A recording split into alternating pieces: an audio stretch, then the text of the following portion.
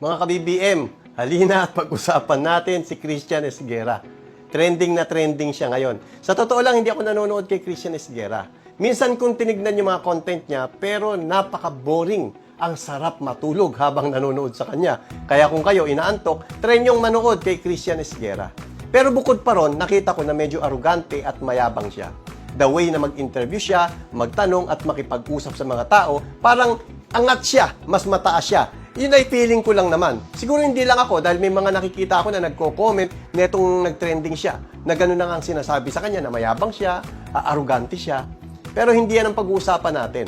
Ang pag-uusapan natin, yung kabobohan at katangahan ni Christian Esguerra. Ano ba ito? Nung sinabi niya na si BBM daw, it's either nagtatanga-tangahan or kasabwat sa nangyaring flood control issue. At dito napansin na nga siya ni Atty. Claire, kaya binanatan siya.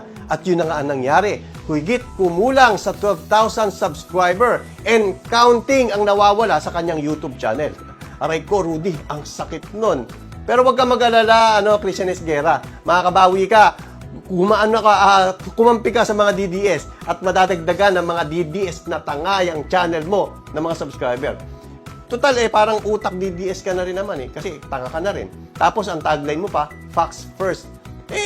Hindi naman facts first yung ginawa mo Chismis first. Dapat ang ginawa mo, Christian Esguerra, yung bunganga mo, tsaka utak mo, kinunik mo. Hindi nag-connect Kaya yan ang sinabi mo. It's either na nagtatanga-tangahan or kasabwat. Pag-usapan natin yung nagtatanga-tangahan. Imaginein mo, Christian Esguerra, mula noong mga nagdaang presidente, sino ang nag-expose ng flood control, na nakawan sa flood control? Sino? Sige, guess. Hindi mo alam. Baka nagtatanga-tangahan ka lang. Baka ikaw ngayon na nagtatanga-tangahan kaya hindi mo alam.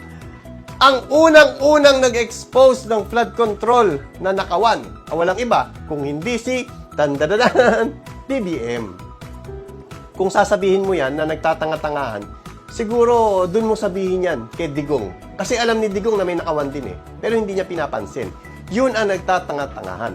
Si BBM, alam niya. Siya nga nag-expose Kaya nga ang sinabi niya nung kanyang SONA, mahiya naman kayo. Hindi ba? Hindi naman niya naisip yun nung araw na yun. At hindi rin niya naisip yun nung oras na yun. Kung hindi, kanya itong nakita nung mga panahon before ang SONA. Medyo siguro matagal-tagal na niyang alam. Pero anong ginawa? Nagpa-imbestiga. Kasi hindi naman pwede na walang investigasyon at ikaw ay bigla na lang magtuturo at sasabihin mo, kasabwat yan. Siyempre may mag-iimbestiga dyan at inutos yun ni BBM. Ngayon, na-confirm nga, siguro nakarating na sa kanya yung report at sinabi na totoo na mayroon mga personalidad, mga politician na sangkot dito nga sa korupsyon ng flood control.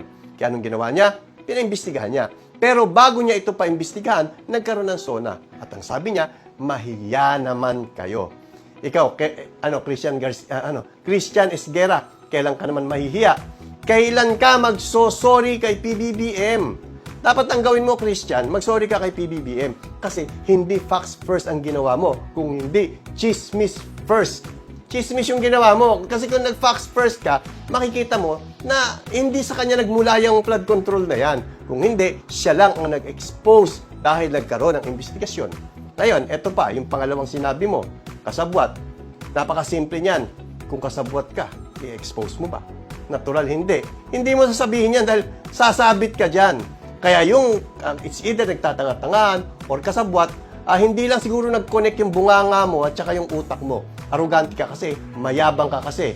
Lumalabas sa mga sinasabi mo ngayon na parang minimenos mo yung mga vlogger. Christian, pare-pareho lang tayong vlogger, di ba? Pare-pareho lang tayong vlogger. Siguro, mas pogi ka. Charis.